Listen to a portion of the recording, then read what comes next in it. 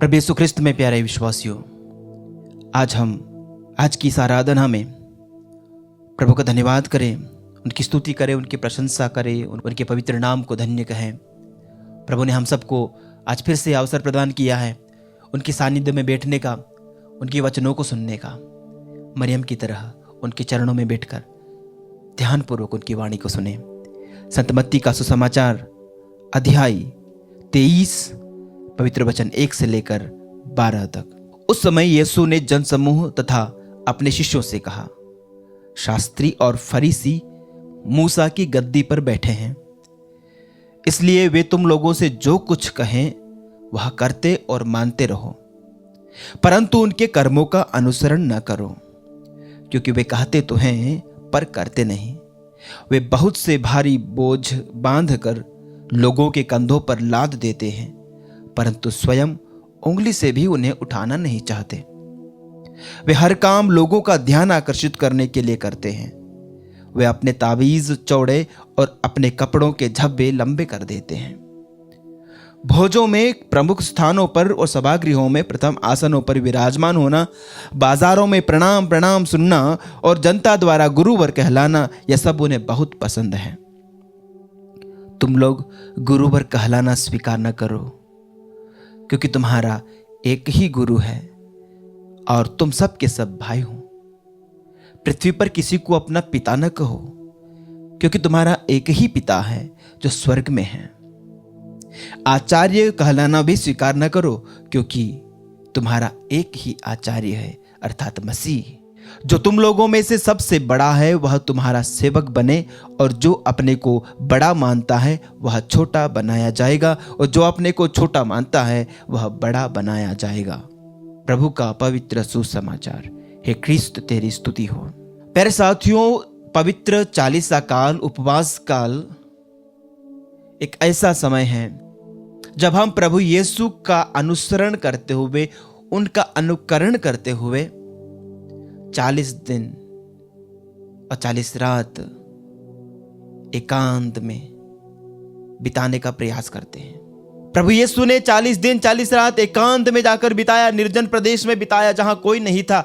अकेले में जाकर के वो सिर्फ उपवास करने नहीं गए थे वहां पर, वो सिर्फ तपस्या करने नहीं गए थे वहां पर, लेकिन उपवास, प्रार्थना और तपस्या के साथ ही साथ प्रभु के वचनों के ऊपर मनन चिंतन कर रहे थे। यानी प्रभु की संहिता में जो कुछ भी लिखा है, मूसा की संहिता में,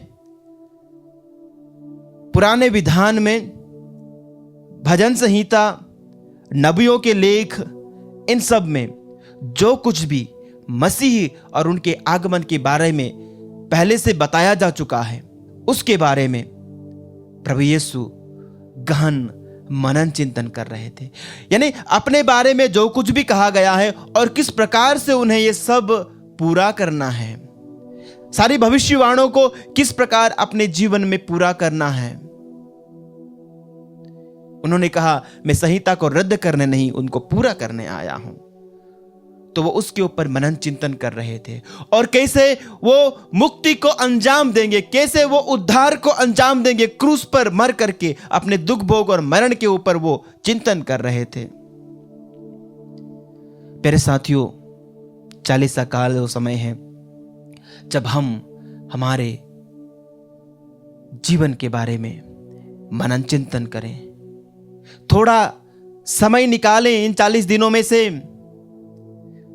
हर रोज कुछ समय एकांतवास, वो निर्जन प्रदेश ढूंढें। हो सकता है वो आपका कमरा हो सकता है वो आपकी छत हो सकता है वो आपका बगीचा हो। कहीं पर एकांत में कुछ समय बैठें, विचार विमर्श करें। प्रभु की संहिता, प्रभु की वाणी, प्रभु का वचन मेरे लिए क्या कहता है, प्रभु ने मेरे लिए क्या कहा है, मेरे जीवन में प्रभु का क्या संदेश है, और उसको मैं मेरे जीवन में कैसे लागू कर सकता हूं। हम रोज मनन चिंतन करें और अपने जीवन को प्रभु के वचन के अनुसार ढालने का पूरा प्रयास करें। सुसमाचार में आज हमने सुना प्रभु शास्त्रियों और फरीसियों को उनकी पाखंड के कारण उनको फटकारते हैं। प्रभु उन्हें आईना दिखाते हैं। प्रभु उन्हें उनकी सच्चाई से रूबरू कराते हैं। प्रभु लोगों को कहते हैं कि इन लोगों का अनुसरण न किया करो, लेकिन एक बात ध्यान रखना, ये संहिता के शिक्षक हैं, ये संहिता के रखवाले हैं। इनके पास प्रभु का वचन है और प्रभु के वचन की व्याख्या करना, प्रभु के वचन को शिक्षा प्रदान करना इनका काम है। तो ये जो कुछ भी कहते हैं उसको मानते रहो। प्यारे साथियों, एक बहुत बड़ी सीख प्रभु आज हमें दे रहे हैं।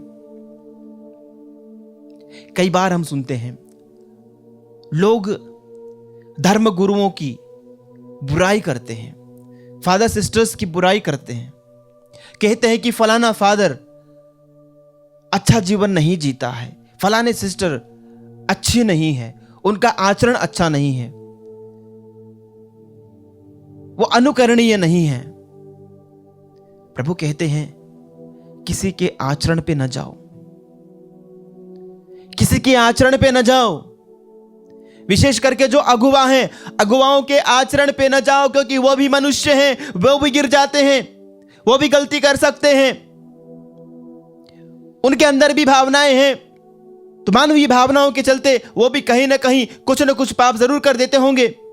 उनके आचरण पे न जाओ, लेकिन वो अपने उस अगुवाई में जो शिक्षाएं तुम्हें देते हैं, जो अच्छी बातें तुम्हें बताते हैं, जो वचन की व्याख्या तुम्हें बताते हैं, पवित्र बाइबल का जो ज्ञान देते हैं, धर्म की जो शिक्षा तुम्हें देते हैं, उसे मानते रहो। उनके आचरण का पालन न करो, क्योंकि हर कोई अनुकरणीय नहीं है। यदि कोई अच्छा अनुकरणीय धर्म गुरु या कोई धर्म बहन या कोई पुरोहित है, जरूर उसका अनुकरण करो, लेकिन उनकी बुराइयों का अनुकरण न करो। प्रभु कहते हैं इस दुनिया में न किसी को गुरु मानो, न किसी को गुरु कहो, क्योंकि तुम्हारा एक ही गुरु है और तुम सब भाई हो। तुम्हारा एक ही गुरु है, प्रभु यीशु मसीह। प्रभु यीशु तुम्हारा शिक्षक है, वही केवल अनुकरणीय है, उसके अलावा कोई भी अनुकरणीय नहीं है। आप किसी भी व्यक्ति का 100% अनुकरण नहीं कर सकते।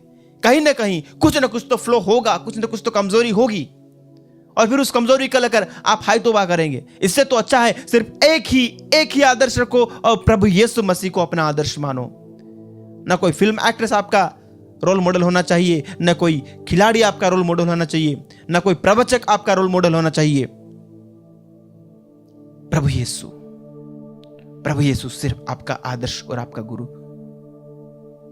उनके जैसा बनो, उनके जैसा बोलो, उनके जैसा सोचो, उनके जैसा व्यवहार करो।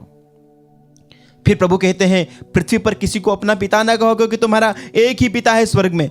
इसका मतलब ये नहीं कि हम अपने पेरेंट्स को मम्मी पापा ना कहें। कहने का मतलब है ये तो दुनियाई माता पिता हैं, लेकिन हम सब मिल करके जो मानव परिवार बनता है उसका एक ही पिता है और एक ही आचार्य प्रभु यीशु।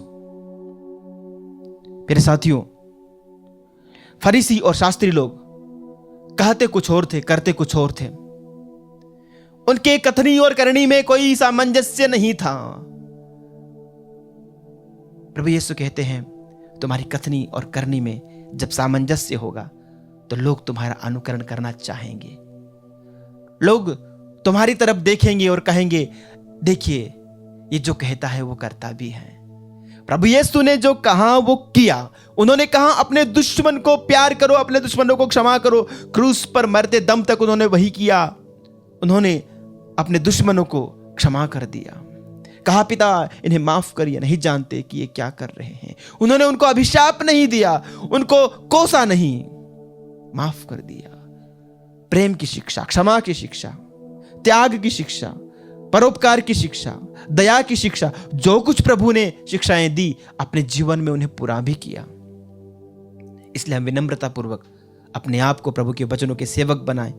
इस दुनिया में बड़ा बनने का प्रयास न करें, गुरु बनने का प्रयास न करें, पिता बनने का प्रयास न करें। आचार्य बनने का प्रयास न करें, लेकिन सेवक बनने का प्रयास करें। प्रभु यीशु जिन्होंने हमें अनुकरण करना सिखाया है, उन्होंने सेवकाई का पाठ पढ़ाया है। उन्होंने खुद दास बन करके अपने शिष्यों के पैर धो करके हमें सिखलाया है कि कैसे हम सेवा भाव हमें कैसे करना चाहिए। आइए प्यारे भाइयों और बहनों, प्यारे साथियों, हम प्रार्थना करें कि आज की इस आराधना में, आज की इस प्रभु की वंदना में, आज की इस प्रार्थना में प्रभु हमें वो अनुग्रह, वो शक्ति, वो कृपा प्रदान करें कि हम सेवक बने, हम छोटे बने और हम अपने आचरण को और अपने वचनों को एक जैसा रखें। हम प्रभु यीशु जैसे बने, सिर्फ प्रभु यीशु जैसे बने। आमीन।